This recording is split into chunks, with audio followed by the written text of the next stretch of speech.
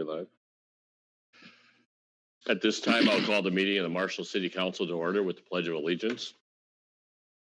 I pledge allegiance to the flag of the United States of America and to the republic for which it stands, one nation under God, indivisible, with liberty and justice for all. So welcome everyone here this evening. This is the Marshall City Council meeting. We are at the Emergency Operations Center. The City Council is connected by Zoom. And because of that, I will ask Kyle Box, our city clerk, to take the roll. Mayor Burns. Yes, here. Craig Schaefer. Yes. Stephen Meister. Present. Glenn Bearkohler. Glenn. Yes. John DeCramer. Yes. Russ Labatt. Yes. Jim Lozinski. Yes. The entire city council is present. We'll move along with this meeting then on to agenda item number 2, which is to consider the approval of the minutes of prior to that, we'll consider the approval of the agenda. Are there any additions or deletions to this agenda this evening? If not, we'll operate under that agenda, and we'll move then to agenda item number 2, which would be to consider the approval of the minutes of the local Board of Appeal and Equalization meeting that was held on April 7th, 2020. Are there any corrections to note? If not, is there a motion to approve? Jim Lozinski, so move. Russ Labatt. Motion by Jim, seconded by Russ to approve the minutes of the local Board of Appeal and Equalization meeting on April 7th. Kyle, would you take the vote? Mayor Burns. Yes. Craig Schaefer. Yes. Steve Meister. Yes. Glenn Bearkohler. Yes. John DeCramer. Yes. Russ Labatt. Yes. Jim Lozinski. Yes. That motion does pass. Agenda item number 3 then would be consider the approval of the minutes of the regular council meeting that was held on April 14th. Once again, the council does have the minutes of that meeting. Are there any corrections? If not, is there a motion? Move Jim Lozinski, motion. Motion by Jim, seconded by John. Discussion? If not, Kyle, would you take the vote? Mayor Burns. Yes. Craig Schaefer. Yes. Steve Meister. Yes. Glenn Bearkohler. Yes. John DeCramer. Yes. Russ Labatt. Yes. Jim Lozinski. Yes. That motion does pass. We'll move then to the consent agenda. We have 3 items on the consent agenda this evening. The first would be to consider the declaration of surplus items for the Public Works Department. Second on the consent agenda would be consider authorization to declare vehicles as surplus property for the Marshall Police Department. And then third would be consider the approval of the bills and their project payments. Is there any item on the consent agenda any member of the council wants removed for purposes of separate discussion? I'd like to pull number 4, please. Any other item? If not, is there a motion to approve the remaining items on the consent agenda? So move. Was that Steve? It was. Seconded. Motion by Steve, seconded by Craig. Discussion? If not, Kyle? Mayor Burns. Yes. Craig Schaefer. Yes. Steve Meister. Yes. Glenn Bearkohler. Yes. John DeCramer. Yes. Russ Labatt. Yes. Jim Lozinski. Yes. And the motion does pass. So we'll move then to agenda item number 4, which is to consider the declaration of surplus property from the Public Works Department. Russ, you have a question on this? Thank you, Mr. Mayor. Just a question. I'm not sure if Dean is in the audience out there or not. He is not. But if you look at the photos, and I didn't catch it, Councilman Lozinski alerted me to it. The ground packer, it says right on the top, it says obsolete ground packer, real small print. My question is it obsolete or is it shot? Or because according to construction people, these things last forever unless the motor goes out. So it says obsolete ground packer. And I'm just wondering if it's not used, it's been 20 years old or what is it? So, Jason, do you know that? What I know of the equipment on here, and I apologize, I should have thought to have Dean in the audience tonight to address some of this, but from what I know of all the equipment included in this surplus package is it has not been used in many years. A lot of it, 10 to 20 years of inactivity. I would suggest that if the ground packer still operates, it will command a little bit of a few dollars on the market, but we probably and very likely have a replacement piece of machinery that we've been using for many years. And this is kind of clearing out our pile of equipment that we don't use for whatever reason. Most of it is obsolete. and Jason, thank you for that. I don't have any problem with, clearing out the junk and throwing it away. It's just, I thought maybe it could be used someplace else, but if it can't and it's shot, I don't have any problem getting rid of it. So. Was- Just to ahead. continue on that, and if it's not obsolete, but if it's shot, just on the next picture, put it's wore out. Because like Russ and I were chatting, ground packers don't go obsolete, they wear out. And then we have no problem replacing wore out stuff. But the other thing I noticed on your pictures is whoever has a camera, can they set the date right? Because I believe it says 2013 on the dates. If you look in the corner, it says the date of April 17th, 2013. If we could just maybe correct that so that's accurate with our pictures. We can do that. We can have new pictures taken for when we. You don't have to take new pictures, just in the future, correct the date. Yeah. Just so whatever comes up, our date is correct with our city council. So everything matches with the dates we're doing. Does somebody Understood. question? Yeah, why are our pictures 6 years old? It's like, oh, they're not, Yep. but Understood. And I was saying we would update the pictures maybe before we list them for sale anywhere. So okay. With that, I make a motion to approve the surplus sale. I'll second that.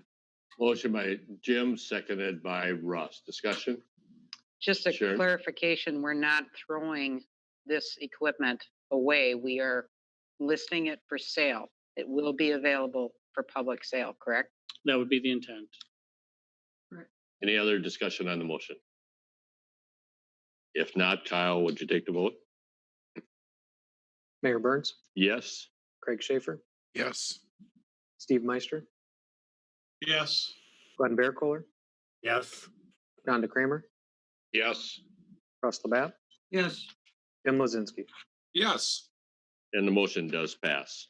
We'll move then to agenda item number 7.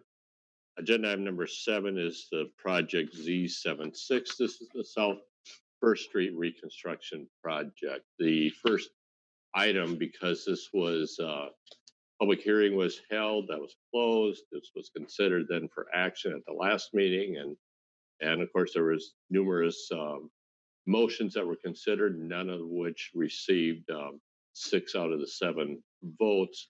And then there was a motion to table.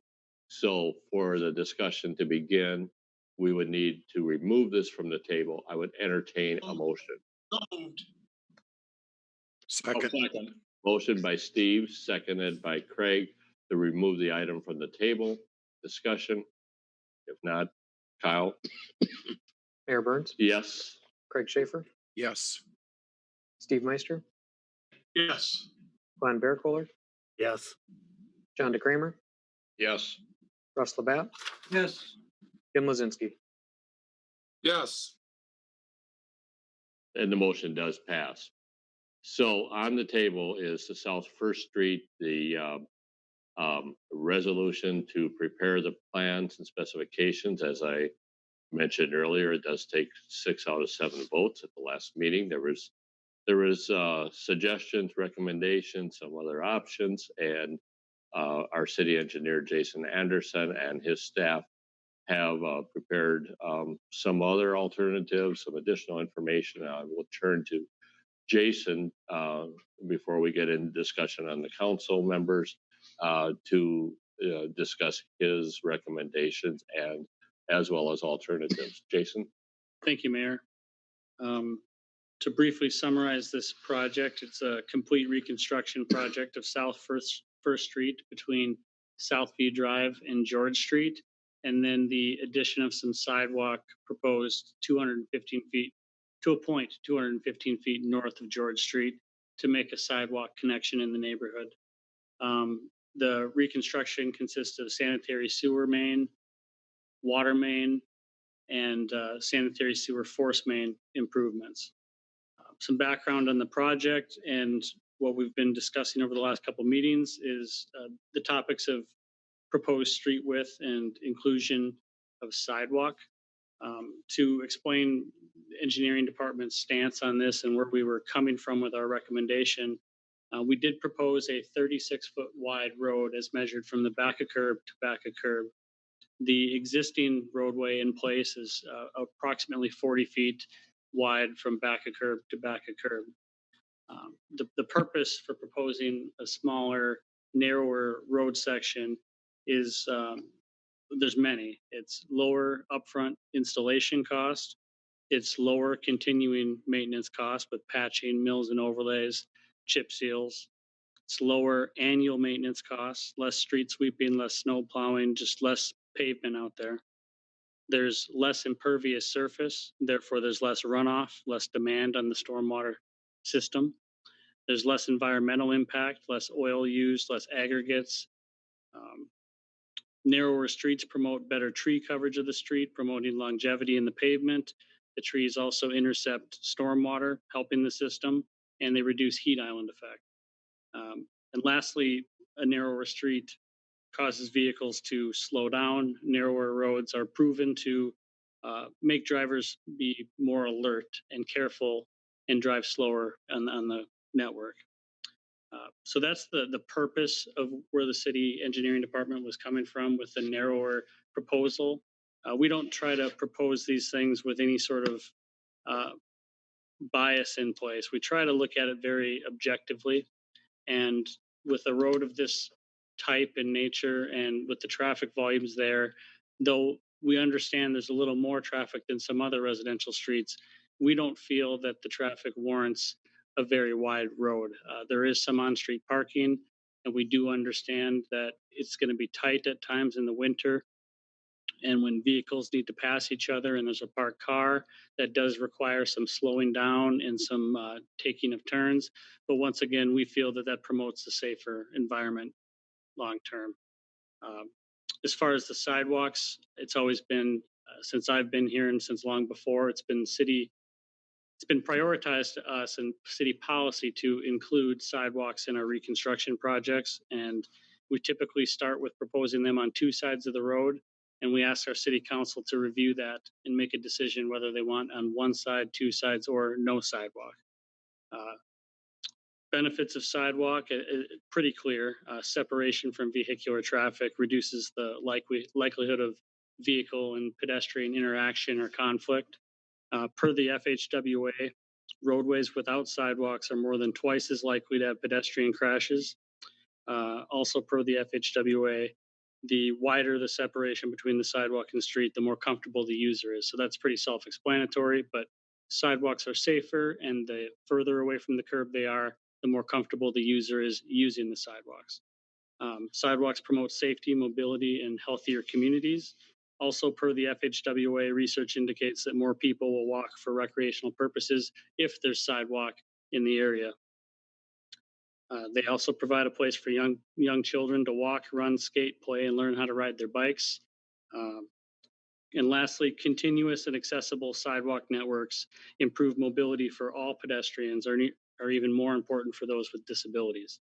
So the stance of the city historically has been to try to put them in where possible. And in this particular roadway, we looked at it and said, if we install sidewalk on these 3 blocks, we make a connection between the sidewalk on Southview Drive and that network all the way into downtown and beyond. So that you're missing 3 blocks of sidewalk to make that connection.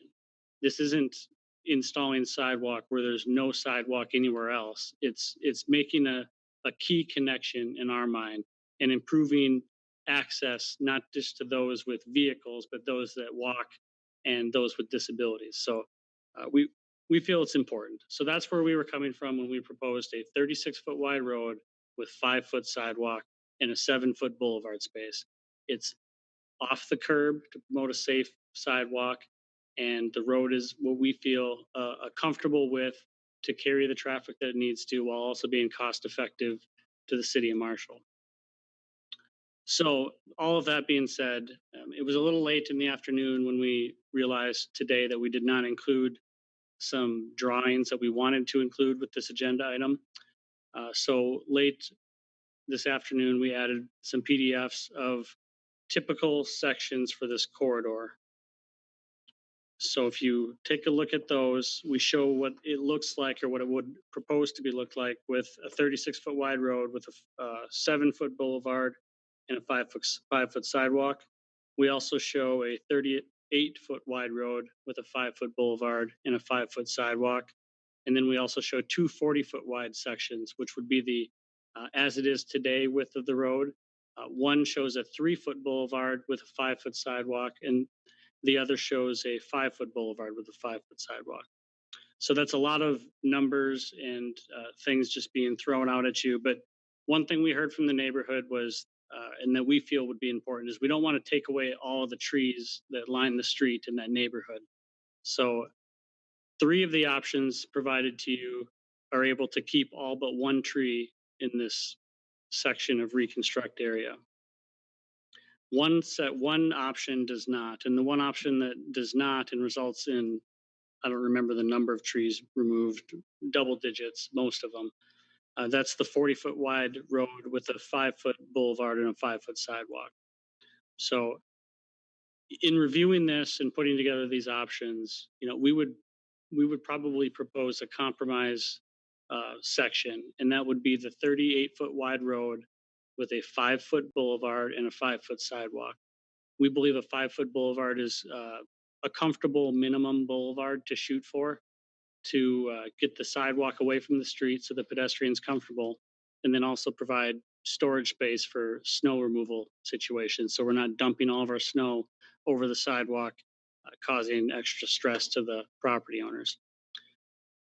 So we feel like that's a compromise solution. You get the sidewalk that connects the neighborhood and is a through route for sidewalk connectivity, and you narrow the road, but not by much. The narrowing is pretty much just enough to keep a 5-foot boulevard and not remove trees. If you don't do that narrowing and you want a 40-foot road with a 5-foot sidewalk, to get a 5-foot boulevard, you need to remove a lot of trees. So I've talked a lot there. I hope some of that made sense and it wasn't just a lot of rambling, but I'll entertain any questions. Thank you, Jason. The questions for Jason, and let's hold it to questions rather than a motion or comments, but any clarifying questions. And then after any clarifying questions from the council, I note that we do have 2 property owners that are in the adjacent room, and I will allow them, even though this is not a public hearing, I'll allow them to make comment. But first, clarifying questions from the council on the information that Jason Anderson has presented. Mayor Burns. Yes, Steve. So, Mayor Burns, my question would be for Jason. I live not too far from there, and I actually went up and down that street multiple times. To me, the street itself is fine. However, there is no question per staff that the water main, the sewer, and the 2 components of the sewer do need to be replaced. Am I correct? We believe the water main is of a vintage that could be replaced, yes, and the sewer definitely could have some improvements to help prevent future backups in the neighborhood. And drainage could be improved with more inlets, and that's what we would propose. The storm sewer main is adequately sized, but we need more collection points. Okay. So a couple of things to first thank you on all these drawings. You labeled the types of trees, and that helps a lot. And I asked you to do that, so thank you very much, Mayor. We did a lot of discernment about this at the public hearing, and it's clear to me that without some sort of compromise, this project just won't get done. So the question is, for the city council members and my fellow council members is, are we willing to compromise? And I think that what our city engineer has done is a good compromise. Nobody's happy, the people who want sidewalks on both sides, it's not going to happen. The people who don't want the road shrunk at all are not going to be happy. But it gets the job done. It replaces the things that need to be replaced, and it does it adequately so that it's a good compromise. And looking forward 15, 20 years, I think that we have a good plan. I think that we need a lot of work to do. I'm not a big sidewalk guy. I understand Mr. Lazinski's, but I live 3 blocks down the other way where we don't have sidewalks and our roads are just fine. The Federal Highway Management Association, or whatever that acronym was, Jason. I think that those are valid numbers for the right streets. I'm not sure that residential streets where there's not a lot of traffic are good. I think that when you narrow the streets, no question, it slows the traffic down. So in sum, I could speak in favor of this compromise. And I think that's the only way we're going to get this project done. Okay, thank you, Steve. Before we take other input from the council, because I said we would do it, I want to move to input from the property owners that are in the adjacent room at the Merit Center. So I will ask our Alex, our technician, if he would unmute and if in the next room, if you care to make any brief comments, and then also identify yourself and your address.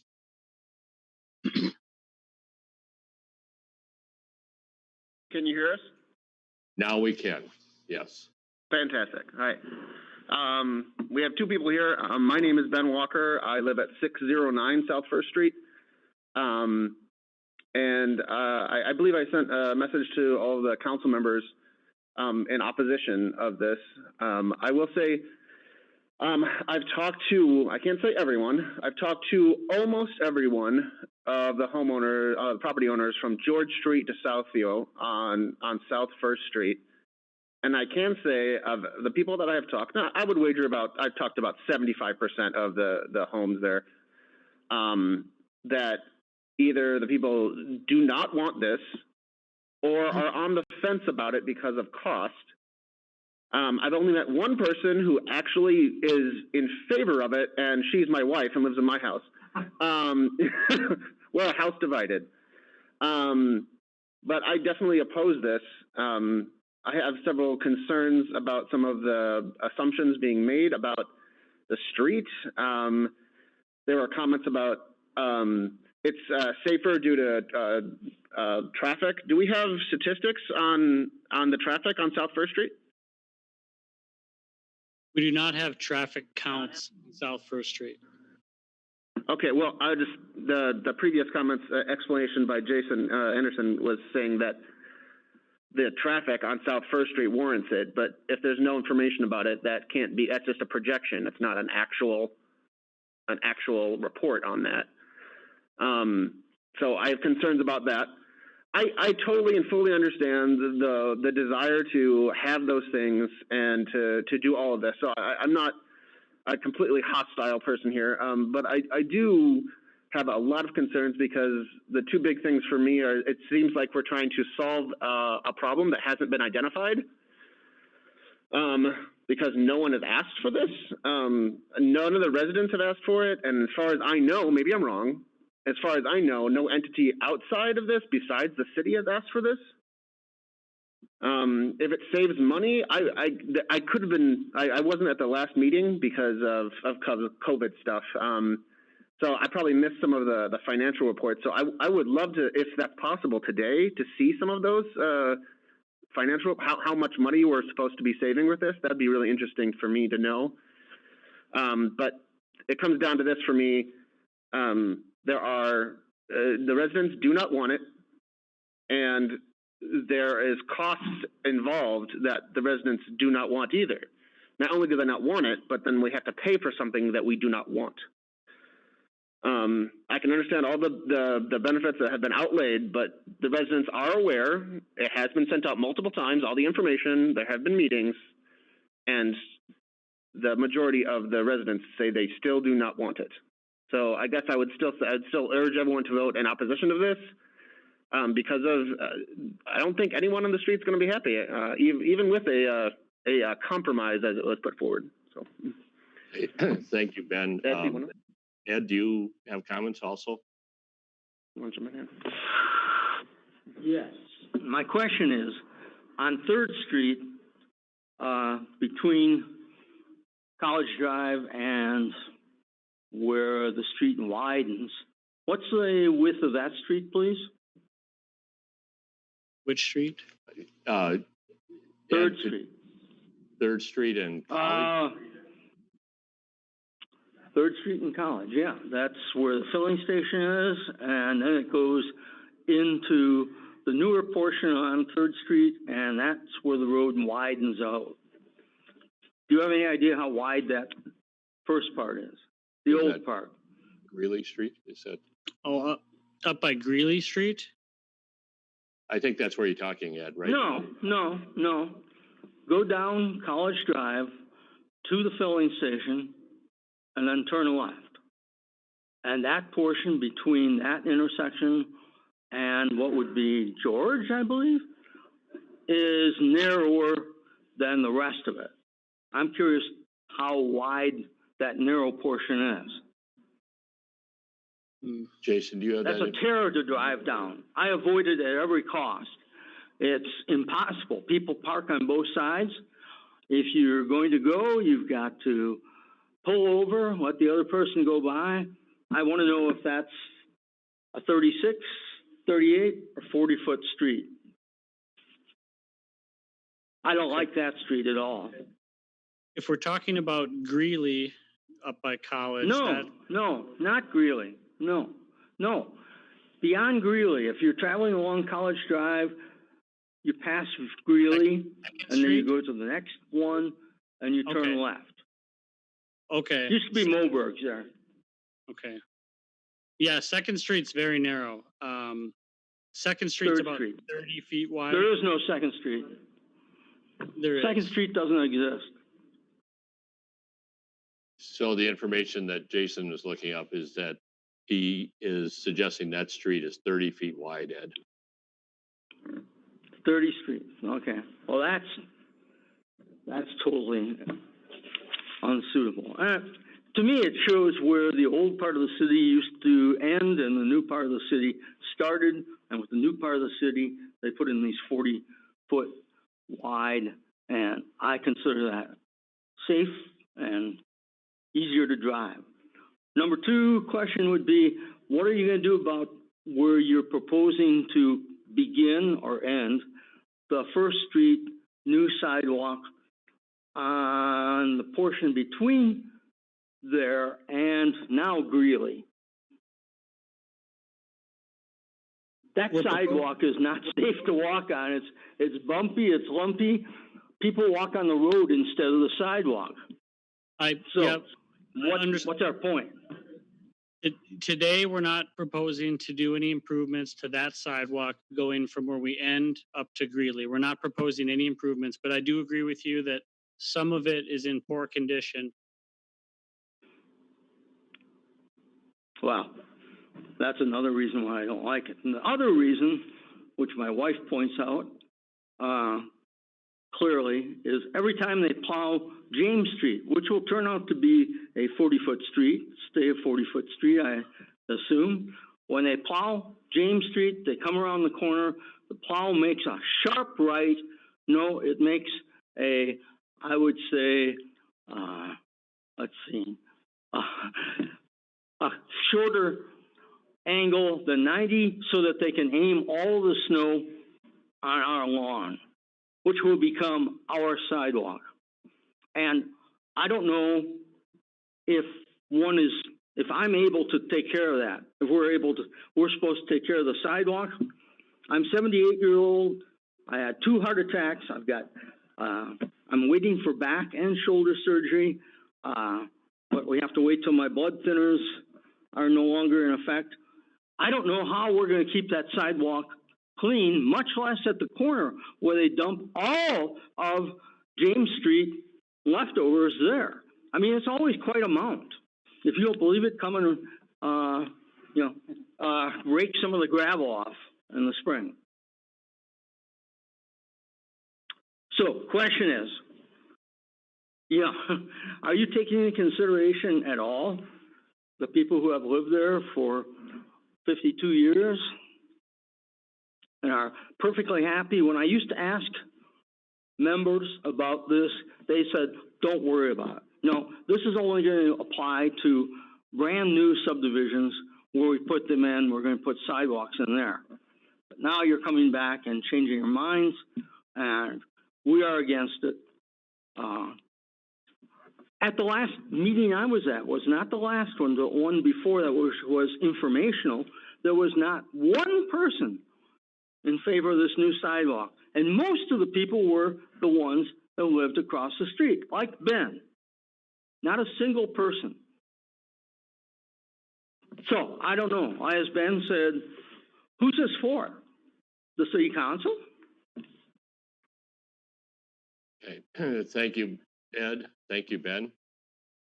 We'll move back to discussion on input from the council. Mr. Mayor, if I could ask your Yes, Russ. indulgence. Over the course, I agree with Dr. Meister, Councilman Meister, that, I drive that street numerous times. I've walked that street, I biked that street. So that, my thinking and all this over the last couple of weeks, instead of trying to remember what my thoughts were, I wrote everything down. So if you bear with me, I'd just like to read what I wrote down. Mr. Mayor and fellow council members, over the past 16 months, I've played that rookie card as a council member. And today, I still consider myself to be a rookie when it comes to learning about the city of Marshall and what it takes to operate 365 days a year. It is a big business, and we all have a responsibility to make sure our business is successful by making good, sound, and right decisions. However, what I do have on almost all of you is my longevity within the city. With the exception of maybe one fellow council member, I believe that I have been a resident of Marshall longer than many of you. While the names of David Sturrock, Larry Doom, Dan Ritter, Charlie Sano may be familiar to most of you, names such as Sam Pomerantz, George Abrahamson, Bob Schlegel, Randy Kirshner, Marlene Storrs, Bill Ritter may not be. All of these people were members of the Marshall City Council serving as mayor or council members. What do they have in common with us? I believe they were all elected by the people to serve the people to the best of their ability. Were all of their decisions met with 100% satisfaction? I would doubt it. But they continued, some for multiple terms, to serve their respective areas and the residents of Marshall to make it better for all of us today. During their time in office, much like ours, our constituents, residents, and taxpayers depend on us to represent them, to listen to them, to respect their opinion, even at times if it went against city policy or ordinance. Here's what I see today. The residents of South First Street have let us know how they feel about the proposed project. I'm not sure about all of you, but I have received numerous emails, phone calls, and even some personal visits from residents along South First. As I have stated, I believe 100% of them want the new infrastructure and are willing to pay for it. And I believe it's also 100% of them that do not want the street narrowed and they do not want the sidewalks. Let me remind you that we also received a petition from the residents opposing these parts of the project. I did receive one email from a resident that lives close to the project area in support of the sidewalks, but they too were against the narrowing of the street. During my lifetime, I have had the opportunity to observe many city council proceedings, and at times people have asked me, how do we get the council to listen? My response has usually been the same. You go before them in person to state your case for or against your concern. I've also said that I think it makes a difference if you go in numbers. It has had more of an impact when council chambers are full and we can hear from multiple residents and taxpayers. This has been a proven fact during my short time on the council. When multiple residents came before us stating their concerns, we listened, we asked questions, and we make a decision. This has happened when there was a proposal to locate a dog treat business in our community. Even though the council ended up not having to make a decision, we still listened to a room full of residents. And I believe that most of us also received phone calls, emails, and we valued their input. And if my memory serves me correctly, numerous council members, as well as the mayor, thanked them for coming forth. So what's the difference today? COVID-19 is forcing us to make a decision without a room full of residents. Instead, we have asked them to write in their concerns, or if they choose, they can make personal statements to us either at our last meeting or tonight's meeting. But because of limitations, no more than 10 can be present to voice their concern. As I have previously stated, 100% of the residents that have contacted me are opposed to the narrowing of the street and the installation of the sidewalks. Are we, as the mayor and council members, willing to listen to what the residents are telling us, or make a decision that represents this? I ask you, each of you, if you lived in this neighborhood or on this street, how would you feel about what is being recommended? We are no different than former mayors and council members in our responsibility as elected officials. They all represented their respective areas by listening to what was said or given to them. I ask you, as the rookie council members, do the same tonight by voting and giving the residents and taxpayers what they want. Thank you for your time. Just one other thing is, and again, I bring up, and I brought it up before, mayor and council members, that when they did the 100 block of Donita Avenue, which is only a couple blocks away from Southview Drive, the sidewalks were not even brought up on either side of the street. And that was a total reconstruction project, just like this is. So what's the difference? Thank you for your time. Thank you, Russ. I think one difference, just to clarify that last statement, the one difference was that there was no sidewalks to connect on Donita either. So, Mayor Well- Burns, yes, Glenn? can I say a few things? Yes. First of all, I want to commend Jason Anderson, the city engineer. He did a very thorough job of explaining the project here. I really appreciate his explanation. The drawings that he sent us were very helpful in seeing what effect the sidewalks have on the trees and comparing the different proposals. So thank you very much for all the work that you put into this. I have been contacted by people not in that neighborhood, not along that street, that are in favor of the sidewalks, because we all need to remember that sidewalks benefit the entire community, not just the people that have a sidewalk in front of their house. And so we need to consider the whole community when we make these decisions. I want to make sure we're straight on this.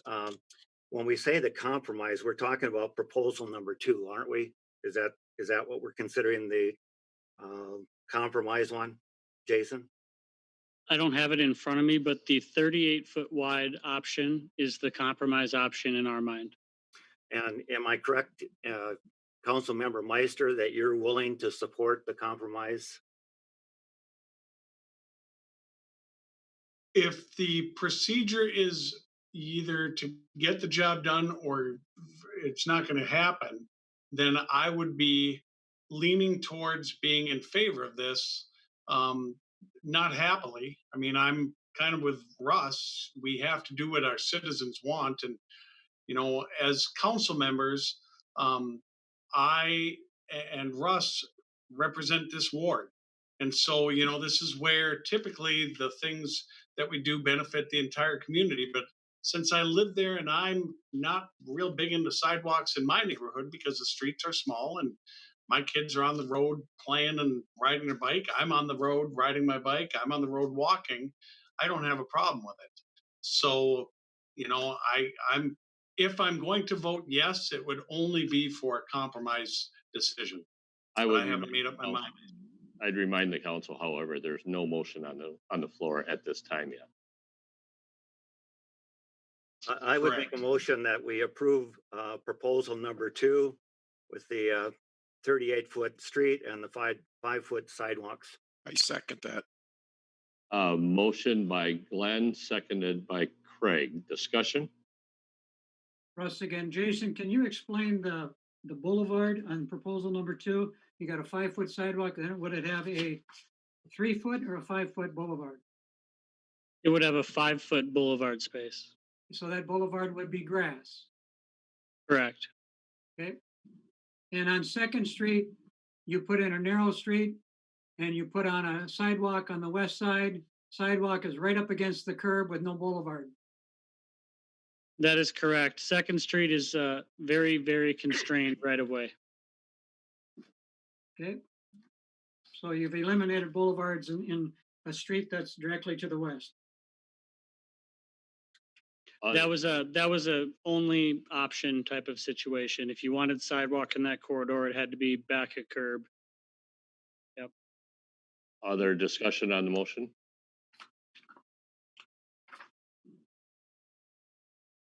If there is no other discussion, again, the motion on the table is to approve the project plans and specifications, that resolution, with the 38-foot width, full reconstruction, 5-foot boulevard, 5-foot sidewalk. Any further discussion on the motion? If not, I'll call on the city clerk to take the roll. Call, vote, Mayor Burns, yes. Craig Schaefer, Yes. Steve Meister, Yes. Glenn Bearcooler, Yes. John DeCramer, Yes. Russ Labatt, No, Jim Lozinski. Yes. That motion does pass. The second action then would be the resolution that would approve the plans and specifications and authorize the advertisement for the bids. Jason, So- can you tell us just a bit about when bids would be received and potentially when the construction would happen?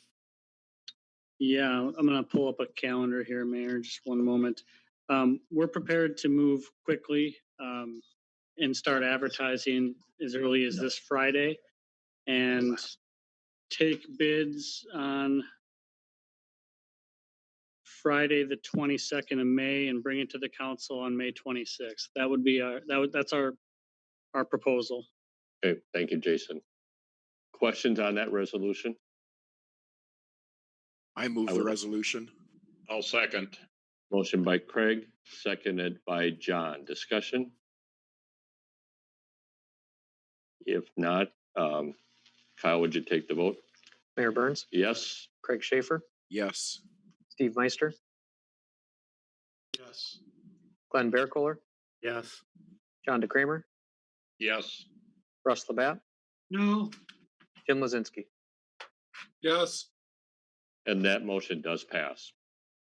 Thank you, everyone. We'll move then to agenda item number 8. This will be, or Jason, did you have anything more on that? No. Okay. Agenda item number 8 would be consider the resolution accepting a donation.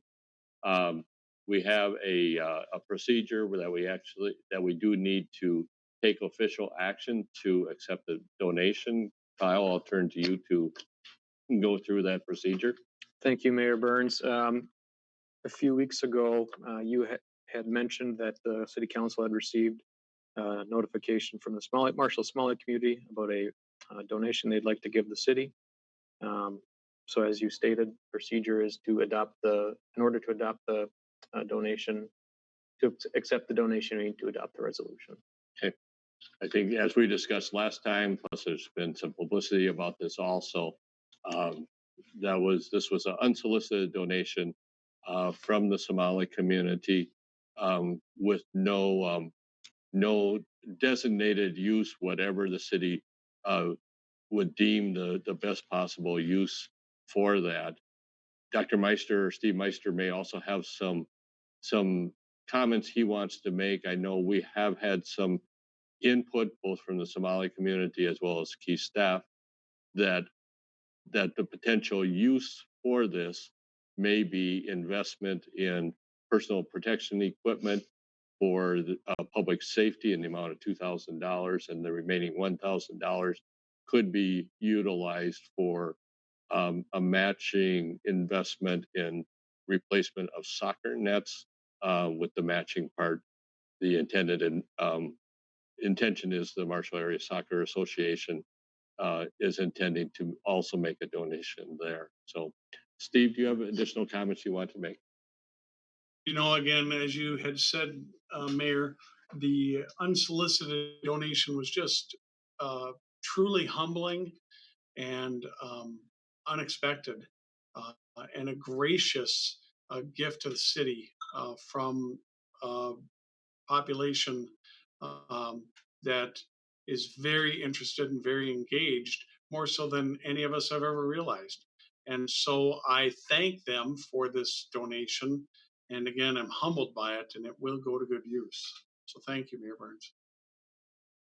Thank you, Steve. The other comments from the council?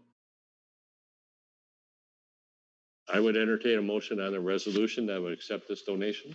So moved, Jim Lozinski. Second.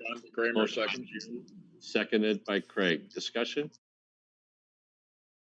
If not, Kyle, would you take the vote? Mayor Burns, Yes. Craig Schaefer, Yes. Steve Meister, Yes. Glenn Bearcooler, Yes. John DeCramer, Yes. Russ Labatt, yes, Jim Lozinski. Yes. And the motion does pass unanimously. And we'll do an appropriate thank you communication with that community. We'll move then to agenda item number 9. This would be consider the resolution extending the declared emergency. I'll call on Director of Public Safety, who also is our Emergency Management Director for the city, Jim Marshall. Jim? Good evening, Mayor and Council. Tonight on your council agenda, you can see that that's calling for an extension of our current declared local state of emergency. And just as a reference, if you can recall back on March 20th, the council had moved forward with our initial declaration of our state of emergency that was supposed to go through April 30th, which is 2 days from now. Since that time, we know that the state has moved forward, that they extended the governor's executive order through May 4th, and we kind of have strong hints that that's going to probably likely be extended as well. So before you is just the asking for the extension of that order through May 26th. There's a couple purposes behind that. One, obviously, is always going to be for the health and safety of our community. The second part of that, though, is that it also aligns us, I think, in a little better position when we start talking about disaster assistance and recouping maybe some of those expenses that fall under things that might come in our way in terms of recouping expenses for disaster relief, recovery, different things like that. Do you have any questions? Are there any questions from the council? Or input from the council? Mayor Byrne, I have one comment I'd like to make. Yes, Craig. I just want to thank the city staff that have been working in the operation and response to the COVID emergency. We are absolutely blessed to have the staff that we have with the capability and the dedication that they have. And that's all the way through the city. It is amazing to see what they've done. And I think they truly set a leading example in the county and in the entire region. And so my hat's off to them, and I'm extremely grateful. Other input from the council? If not, is there a motion? I so move. I will move. Motion by John, seconded by Craig. Discussion? If not, Kyle, would you take the vote? Mayor Burns, Yes. Craig Schaefer, Yes.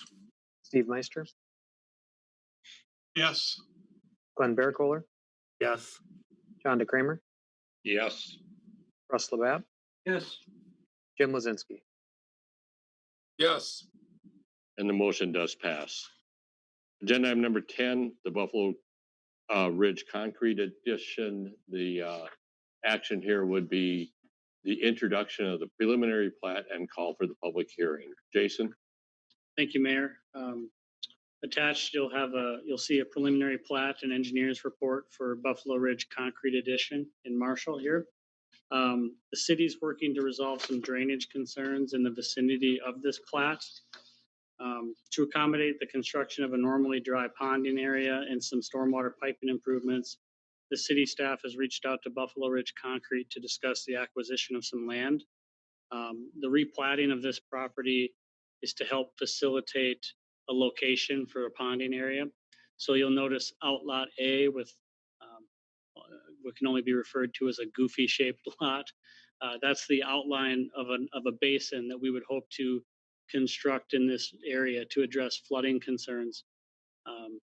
In order to acquire that property, we did need to look at a replat of the entire area, and that's in order to help us meet ordinance requirements for access and different things. The plat may change a little bit in future. For the final, we might have an additional lot to add in, but generally it'll look like it's presented today. I would note that through our conversations with Buffalo Ridge Concrete, they did indicate that they would donate the land to the city of Marshall to be used to construct a future pond improvement project. We're working on that project right now, some preliminary design work, and we would propose to come forward to the council at a later date with a project for that. The pond project, and I know we're talking about the plat, but I think it's important that we talk a little bit about the pond project while we're doing this.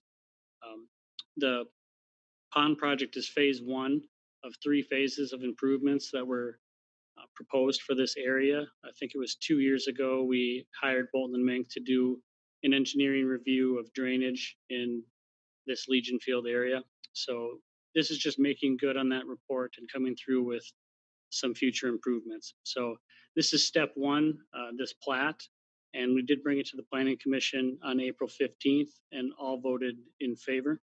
So I think that's all I've got unless there's questions. Okay, thank you, Jason. Any input from the Planning Commission, Glenn?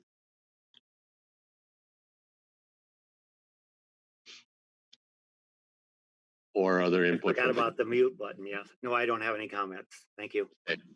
Any other questions Mr. on the Mayor, introduction of the plat? Go ahead, Russ.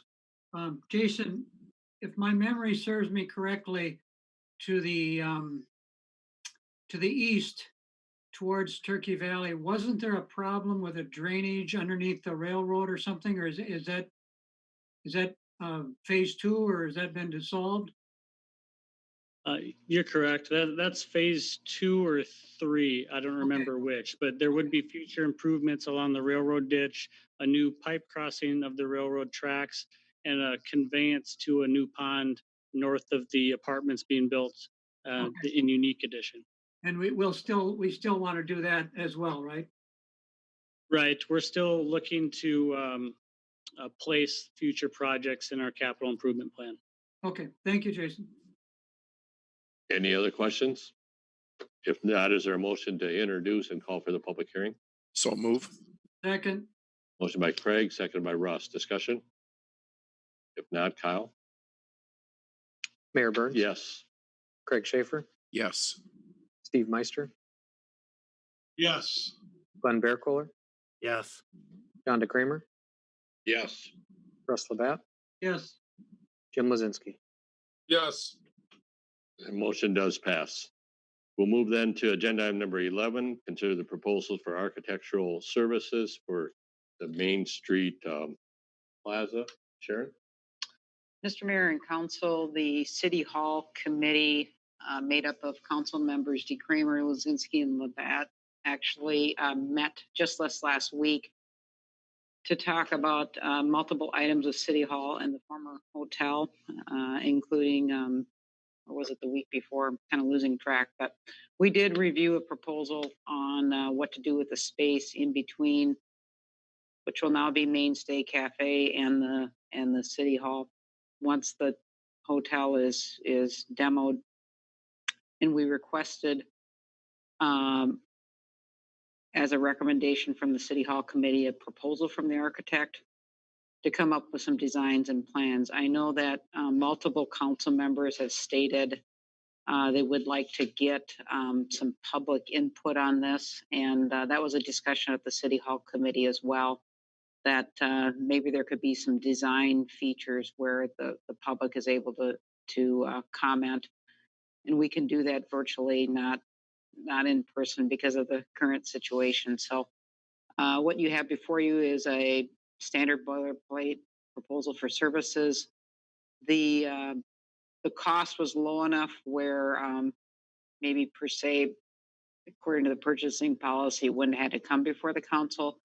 However, the Chairman Lozinski of the committee wanted to ensure that the council was kind of aware of the direction of movement and on this particular project. I will add, we had hoped to had a maybe kind of an initial concept plan that we could have presented tonight. We did not have those ready. We saw some early renditions. They were very, very rough. And I'll pause here. The committee might want to just kind of comment on some of the initial concepts that they saw. Thank you, Sharon. I'll turn to the City Hall Committee for any comments.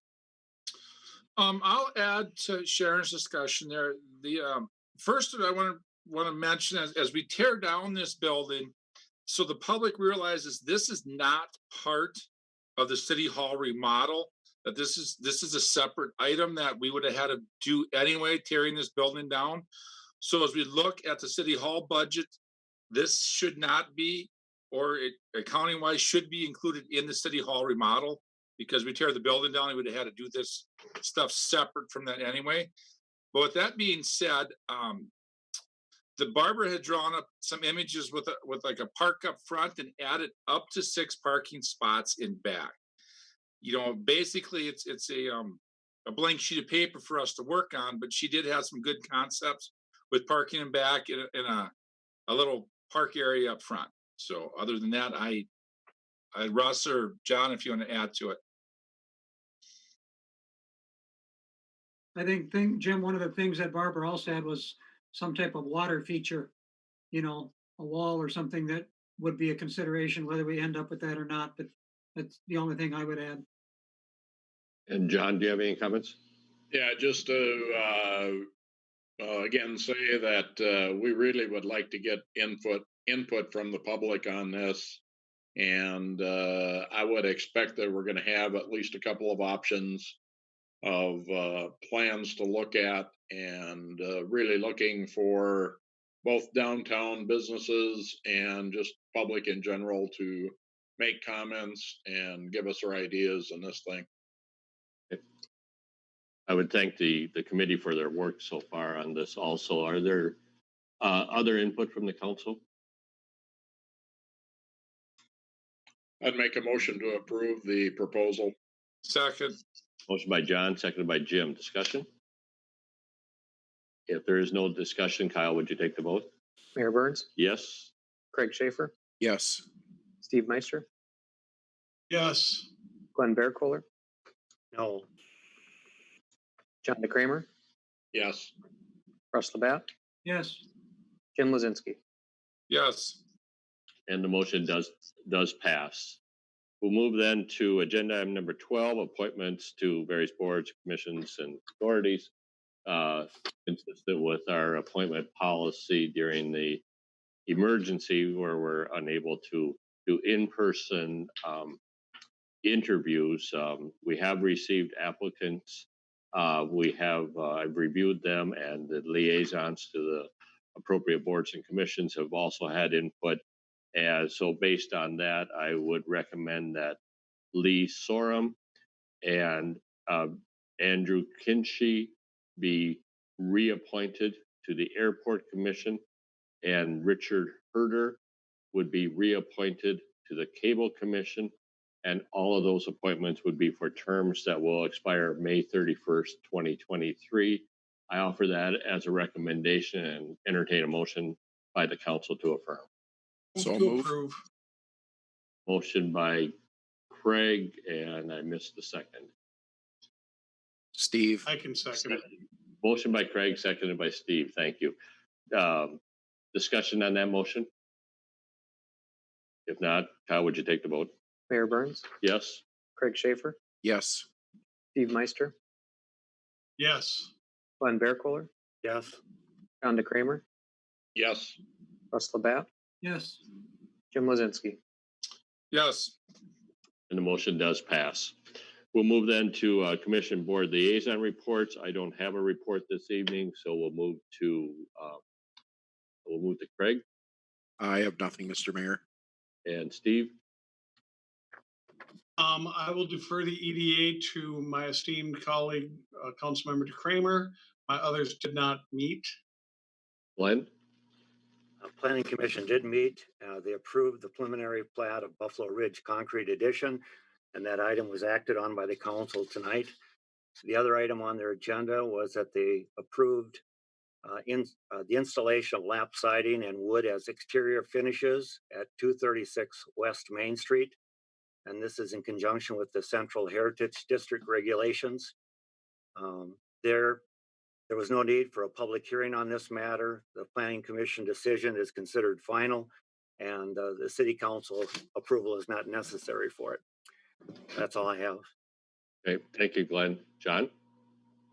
As far as the EDA did meet on the 15th, and a couple of topics of discussion were the facade improvement program, which we still have some money left over in that program, so we're looking at options there.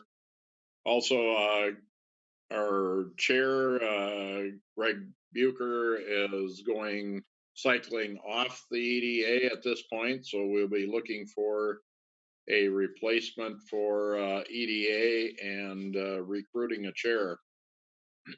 So just let you know, there is also a meeting tomorrow for the EDA, special meeting regarding a sale of land in the Parkway Addition. And then as far as the MMU meeting, they had their first Zoom meeting on the 21st. Several things on that. MMU does have a four-step, four-level plan that they are following regarding the COVID-19 issues, and at this point they're in an enhanced level 2 position.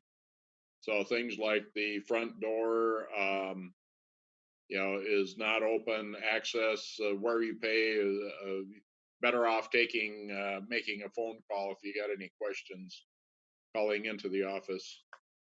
Some interesting aspects with the virus and the stay-at-home criteria is that it really is throwing off any forecasting for the load control.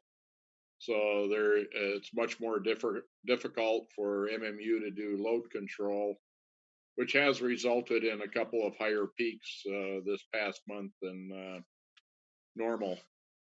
One other item they'd like to just take note of, there was 11 street poles put up on College Drive. There's no lights installed on those yet. That's because the shipment of LED bulbs that came in was rejected and reordered. So they are waiting for that replacement order to come in, and they will be putting up lights when they do get them. One of the last items is that there was a audit report at the meeting. And again, this year, MMU got an unmodified, clean audit with no findings, which is good to have. One of the interesting aspects that came out of there is an analysis of the community benefit of municipally owned electric utility in Marshall. And if you look at what taking what MMU pays in for a payment in lieu of taxes, plus based on the average of Minnesota cities by investor-owned utilities, the cost of electrical system there for what we use, and compare that to what we have, the benefits to the citizens of Marshall is actually just a few dollars short of $11 million for the year. And this was as of 2018, which is because the analysis that's out there to do the comparison is only 2018 averages. So, but it is very beneficial for MMU to be a municipally owned utility. One other item too, I should note is that MMU, as well as being a benefit to the city, received an award by APPA, which is the National or American Public Power Association. And they received a Diamond Award this year for reliability, which is a step up from their Platinum that they've received in the past years. So they've been recognized for having a very robust, reliable system. There are actually only 7 municipal utilities in Minnesota that are at that level. And Marshall has gained that status of a diamond rating. So that's it for my report. Okay, thank you, John. Russ? Thank you, Mr. Mayor. Library Board and Police Advisory Board have not met. CVB board did meet as expected because of the COVID virus. Hotels and restaurants have all indicated that revenues are down, business is down, and so the CVB board will probably be looking at adjusting their budget due to the tax income coming in, the lodging tax coming in. So also on another positive or negative aspect, the craft show at the Red Baron Arena has been canceled. But on a positive show, the beer show and the Healthy Green Living have both been postponed. Hopefully they will be rescheduled once we come out of this, but they too could possibly be postponed. We don't know. So that's all I have. Thank you, Mr. Mayor. And who are we missing here? Jim? Yes, the one, as Sharon said, we had a lot of discussion at the City Hall committee meeting if we accept the bids, because we don't have the bids back yet, but if we accept the bids and the hotel comes down next door, not only does it open up the opportunity for a plaza, but we can maybe look at rearranging a little bit of space inside the new City Hall, which some of it may actually add to a cost reduction. Obviously, there may be change orders coming too, because of at that point, it gives opportunity to add windows and natural light into the building. And we'll have to look at the cost of what we're going to reskin the side of the building with. There's just as simple as moving ductwork, since now we can move it to a different spot, will give us opportunity to add. And I think, Jason, you weren't in the meeting, but like 15 or 18 square feet of workable space on the floors. So there will be some ideas coming forward on that if we accept the bids on removal of the hotel. My other committees did not meet. So that's all I have. Thank you, Jim. We'll move then to council member individual items. Craig, let's start on your end. Nothing, Mr. Mayor. Thank you. Steve? So thank you, Mr. Mayor. A couple of things. This First Street issue weighs heavy on my heart. I think that we can help mitigate some of these things by entertaining or moving in a future council meeting to do a couple of things. And one would be even odd parking and declaring snow emergencies. Snow piles up because the cars are on the road all the time. And I've seen that and I live it. So if we truly declare snow emergencies and have even odd parking, then people would be able, the city would be able to effectively move the snow more completely. The other thing that I really need to think about and really would like us to all consider is ad valorem covering the sidewalks, because to Mr. Cardberry's point, you put a sidewalk in my yard that I did not want, and now I'm responsible for maintaining it and keeping it clean.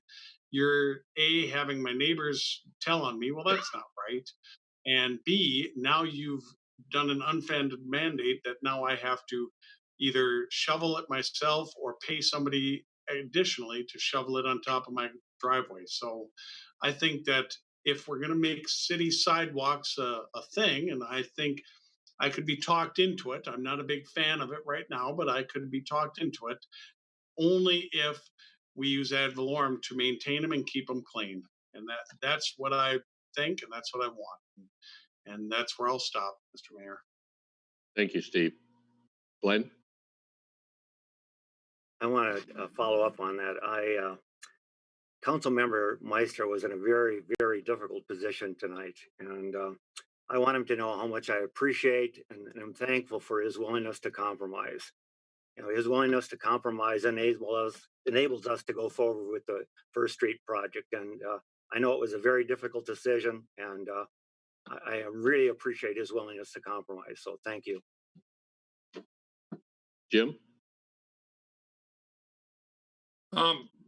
Steve, I want to thank you for that. As you know, I'm a big proponent of sidewalks. I believe 20 years down the road, those people it'll be different people there, but that it helps build community. And I also want to comment on and I'd like to see us throw something to L&O about maybe redoing our snow emergency. Have one that we actually, quote unquote, enforce, as 95% of other cities in Minnesota do, because it's not only on First Street we hear about parking issues, we heard it on Fourth Street. You hear it on other streets. Our streets lose width of 5, 6, 8 feet during the winter because we're very, very good to our citizens, and rightfully we should be. But snow emergencies would help push these streets wider, and it would take a year or two for people to get used to it. But once the policy has been enforced for several years, it becomes second nature and makes the city again a better place to live in. So I don't know how I would like to propose that we move to L&O to look at that ordinance and maybe redo it. So that's all I have on that. Thank you. Thank you, Jim. Russ? I guess I would agree with a couple of comments that maybe L&O should look at the sidewalk policy again. So, we can at least we can give city staff some direction on future projects, and, whether it's a street width, whether it's a sidewalk, I mean, we could probably speed things up. I know one of my pet peeves is, and I've talked to Jason about this, that I'd like to see these projects being bid early in the year, or maybe we could get more competitive bids. And like, the weather we've been having in the last week, the weather cooperates, we can start on these projects early so they're not tying up when school starts in the fall. So yeah, maybe L&O could take a fresh look at the sidewalk ordinance and/or policy. That's all I have. Thank you. And John? Just a couple of comments and kind of adding to Steve's comments.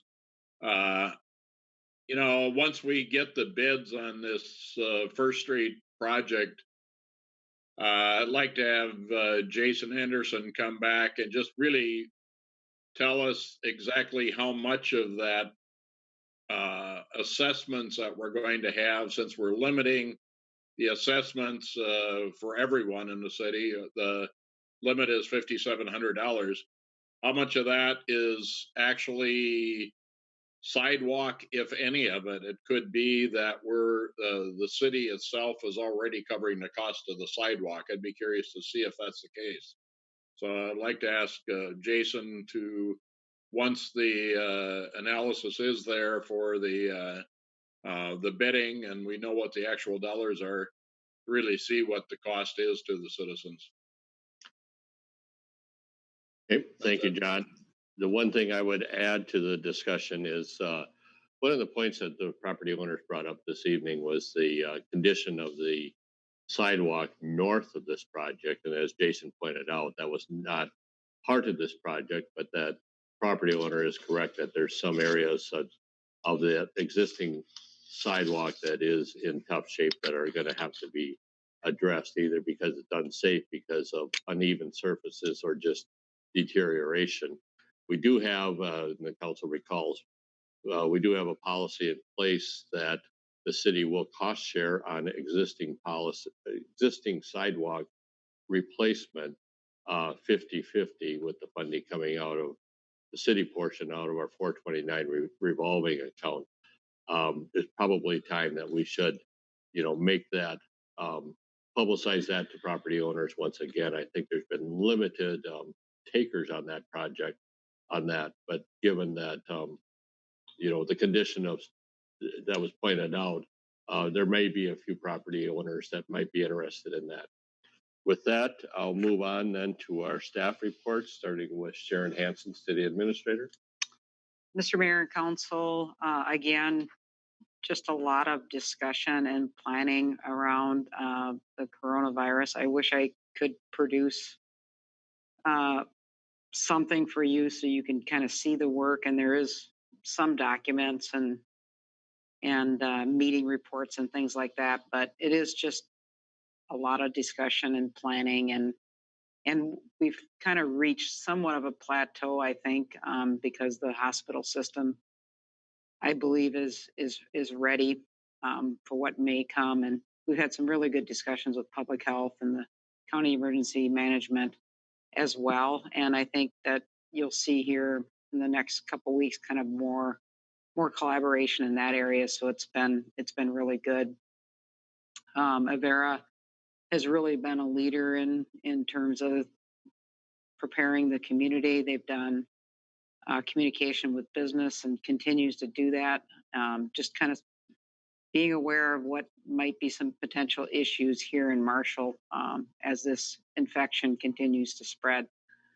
So just want to let everyone know there's still just quite a bit of work going on in that area.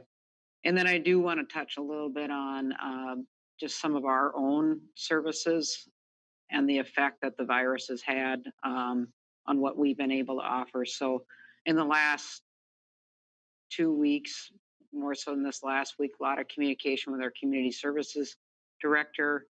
Obviously, because of the type of programming that they offer, community education and recreation, this the stay-at-home measures and what's occurring has had a huge impact on that department.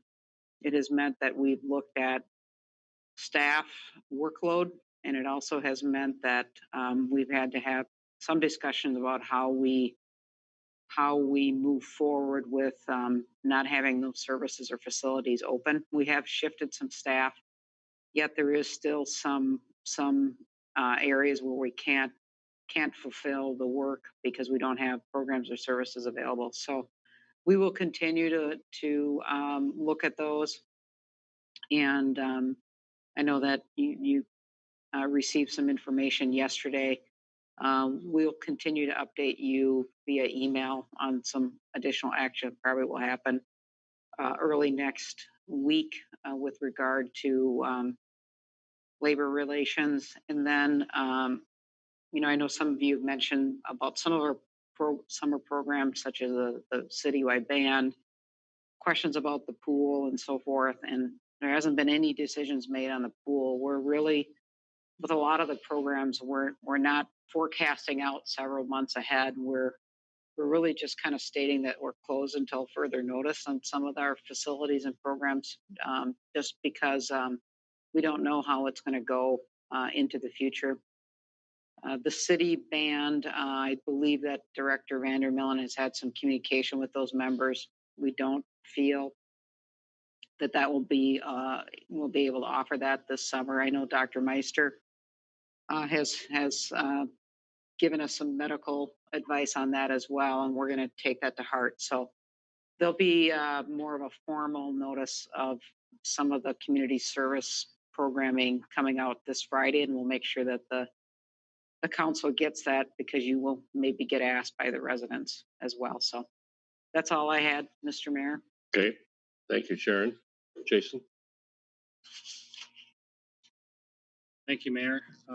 You may have noticed the elementary school project has started, and though that's not a city project, there is a tie to the city that are going on right now, where a local contractor, RNG Construction, is working on installing new sanitary sewer along Southview Drive. The reason they're doing that is the school is being built over top of existing city sanitary sewer. And in order to build in the location that they're choosing to, they're rerouting our sewer main around their building. So that's going on right now. There's no direct cost to the city for that work, but that's going on. So just wanted to make you all aware of that. In airport related news, it appears that we're eligible for some funding through the Coronavirus Aid, Relief, and Economic Security Act. It would appear as though it's around $69,000. We're working through the details on that with FAA and MnDOT Aeronautics. Once we get that finalized, we'll let you know. Right now, we're targeting a re-roof of our AD building, or at least a portion of it, where we have some leaking going on. And this funding could be very timely to address that. So we'll be coming forward at some point in the future once we get these things discussed, and we'll come forward for some action. To respond to some of the council members' concerns, we can certainly take a review of our ordinance related to snow emergency and parking regulations in the winter and try to bring something forward for discussion. Um, Related to First Street, I think I'd also like to, at some point in the coming months, come forward before a council committee and just do a review of our roadway network and maybe different classifications of our different roads and try to sort of identify on a baseline level of what each road width and sidewalk might look like on each of these road types in the city of Marshall. And if we establish a typical road type or types for these certain road sections, maybe we can kind of have a pre-agreement with our council on what the sections look like. So I'd like to put something together on that and just bring it before you all at a later date. Okay, thank you, Jason. Thanks. Dennis? One quick update, we have not forgotten about the Helena property. It's still, Helena has hired West Central Environmental Services out of Morris to be their environmental consultant. That consultant was on site a couple of weeks ago and took numerous soil borings. That's what will be analyzed to determine the amount of remediation for ag chemical cleanup. So it is progressing, but we probably won't be ready to close on that matter until the fall or winter of this. But it's slowly moving along. That's all. Thank you. The council does have on their agenda the information items, including the building permits, as well as the listing of the upcoming meetings. Is there any other business to come forward this evening from the council? Mr. Mayor, Russ, could you or Kyle give us an update on the census and what effect not having the students at SMSU and things like that? Just a quick update, if you know. I will start with that and then Kyle can continue. Fortunately, Kyle and I worked with the census representative early on, and the college dormitory or the college managed residences are being counted by roster rather than individual census forms like what you all received. So that's good. That doesn't pertain to off-campus privately owned property. So that's one part. Now Kyle has also been tracking the percentage of returns, and Kyle, I'll turn to you on for that information. Yeah, thank you, Mayor Burns. Councilmember Labatt, we, like the mayor stated, I've been tracking our census response rates, self-response rates the last few weeks here, and I'm trying to buy some time here, pulling up the census website to show you where the city of Marshall is or where we're standing right now. So as of yesterday, it's always a day behind. Marshall, the self-response rate is 67.7%. Mid 2019, when we started our discussions with the Census Bureau, their prediction for Marshall's self-response rate was right around the 65%. So we've already met their early predictions.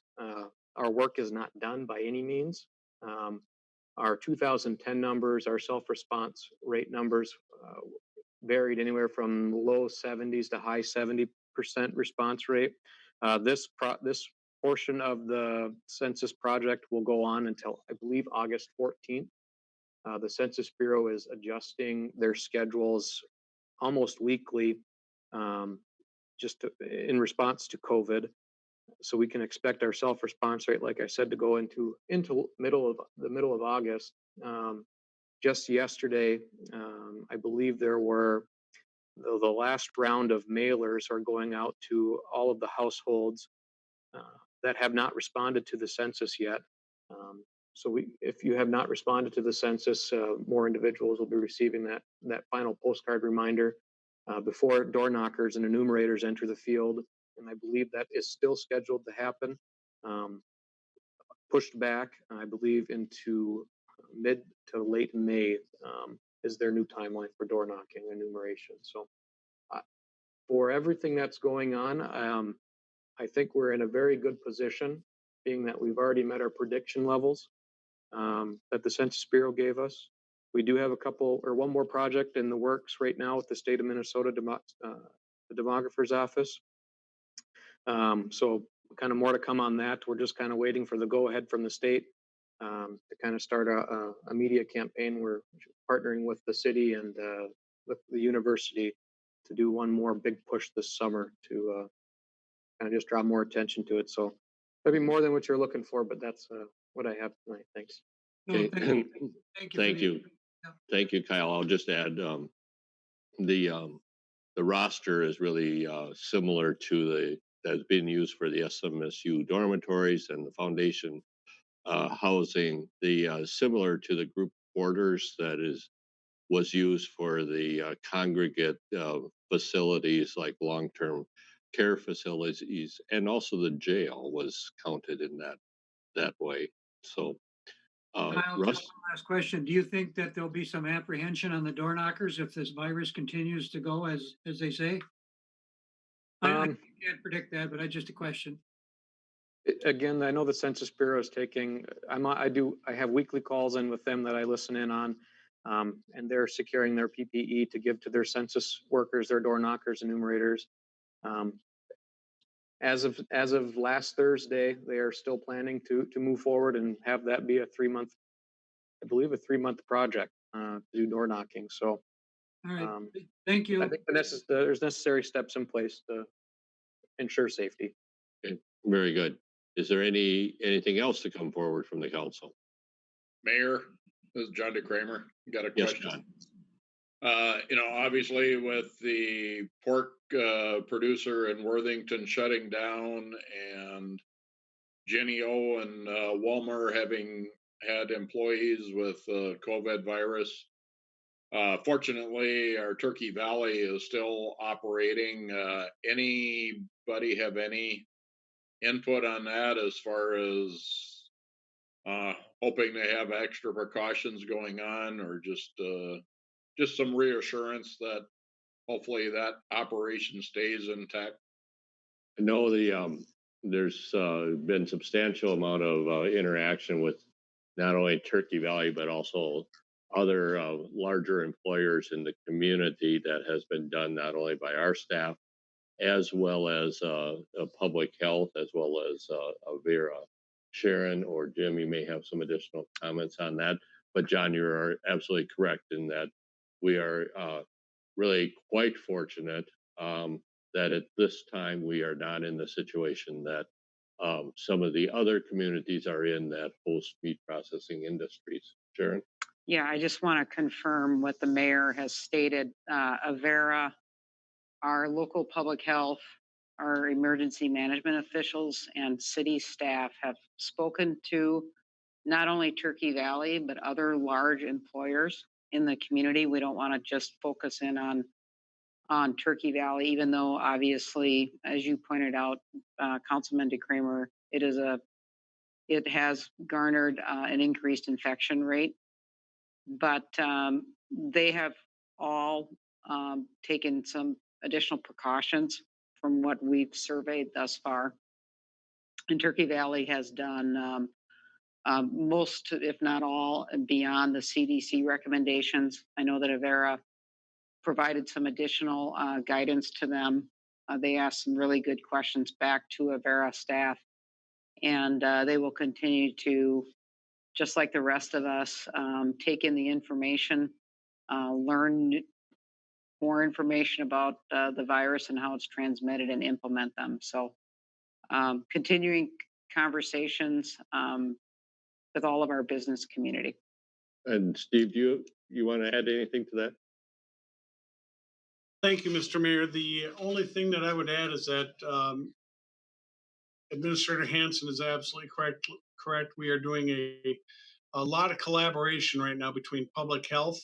I'm the medical director for public health. And so we're working closely with Southwest Health and Human Services. We cover a 6-county region. We're working, given the guidance of the Minnesota Department of Health.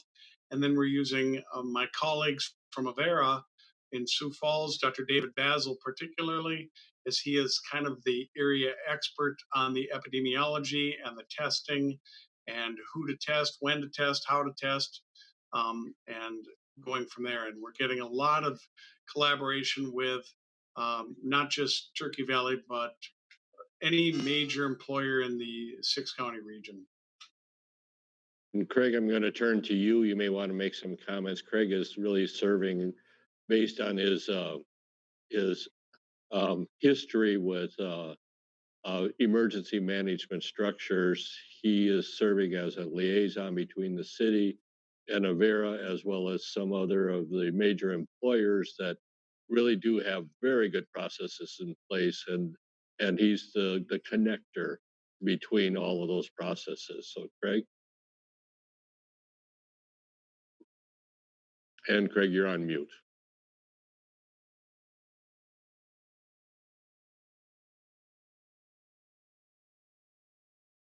There, I'll try that. Apparently my space bar didn't want to do it anymore. I thank you. And I just want to support and echo what you and Sharon and Dr. Meister have said, and the efforts that everybody's putting forward there. It's a very impressive when you see all of the moving pieces and all the coordination and collaboration that's going on. This is, like we've all heard, it's unprecedented, and every day it's new territory, and there's an amazing process in place. And one of the real important pieces is that everybody is communicating, working together, and making sure that the most current and accurate information is getting out to the public also, so that as individuals we can make good decisions. So I'm honored to be working with the group, and it's reassuring all the efforts that are going on. Marshall can be pretty proud, and the whole region can be proud of the players that are engaged here. It's a good thing. Thank you. Thank you, Craig. John, that was your question. So any? Yeah, I'd just like to add one thing. Last week, I was on a Zoom meeting that one of the participants was mayor of Worthington, and kind of ahead of the meeting, he was expressing his appreciation for the assistance he's getting from the Marshall area, the emergency manager that's been down there helping out, and as well as he was very appreciative of the assistance that the state provided as well. But just more wanted to pass on that he does appreciate those from Marshall that have taken part and helped out in the Worthington situation. So it is a tough situation for them. Okay, thank you, John. Okay, any other things that come for items that come forward from the council? If not, is there a motion? to adjourn? Motion by John, Second. seconded by Jim to adjourn, and we will do a voice vote on this. All those in favor of adjourning signify by saying aye. Aye. Aye. Opposed? We are adjourned. Thank you, council. Stay well. Yes.